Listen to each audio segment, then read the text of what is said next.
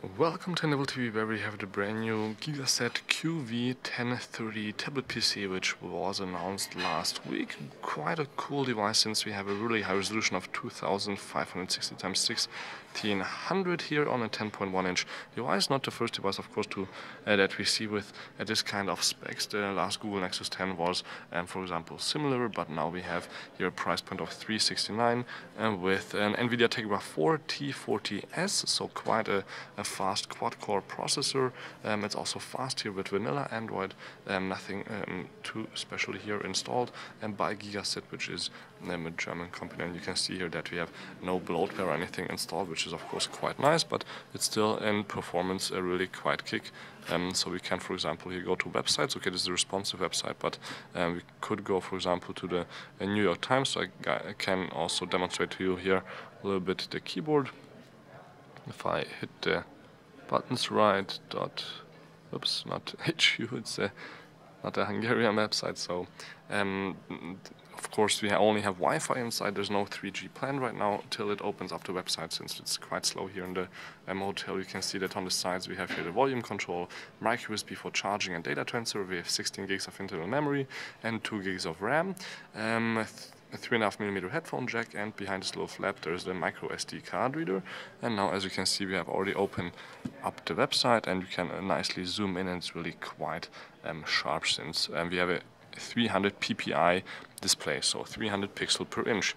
I think there's a 1.2 megapixel camera here on the front, but I'm sure that it's an 8 megapixel on the back with even 2 LED flashes, so that's also quite good. This is metal here on the bottom part, and the top is a little bit plastic for the Wi-Fi antennas. On the bottom here we also will find some speakers, so we can watch up to 8 hours of HD movies and 10 hours of Wi-Fi surfing with a 9000 milliamp battery should be possible. Here on the side, nothing. On the bottom there's also nothing, and on the top I couldn't find anything either except for the on and off switch. Quite important, but I think there should be a microphone also built in, since otherwise we won't be able to Skype, for example, or use other means to communicate. If I open up the camera, you can right away see that the 8 megapixel camera is really not that bad. We have the presentation here on the back. We can see it's also available in silver soon, but we only have it here in black to show you guys. So this is how the back camera will look like. I can switch to the front. Not that easy with one hand, but as you can see, possible. And as I said, it's the standard Android stock vanilla, so we can see that the software is of course also the same with face recognition, and this is really, I think, just a 1.2 megapixel camera, since it's not that sharp, but sharp enough for basic video conversation. And of course we have also an 8-inch device here by Gigaset. I can just show here in size comparison. If I find on and off switch, I can also turn it on and off. Here we go. So you guys can see a little bit here in comparison, $199 versus $369, but otherwise there isn't actually basically completely different hardware inside, but the ports and everything is the same. OTG is also compatible, and I think what's a little bit more interesting is an old iPad, or an iPad with about the same price point, the Apple iPad 3. In my case, the first one with Retina, so the same display resolution almost. This is a little bit more here. In terms of size, you can see that there is not much difference except for here about a finger on the top.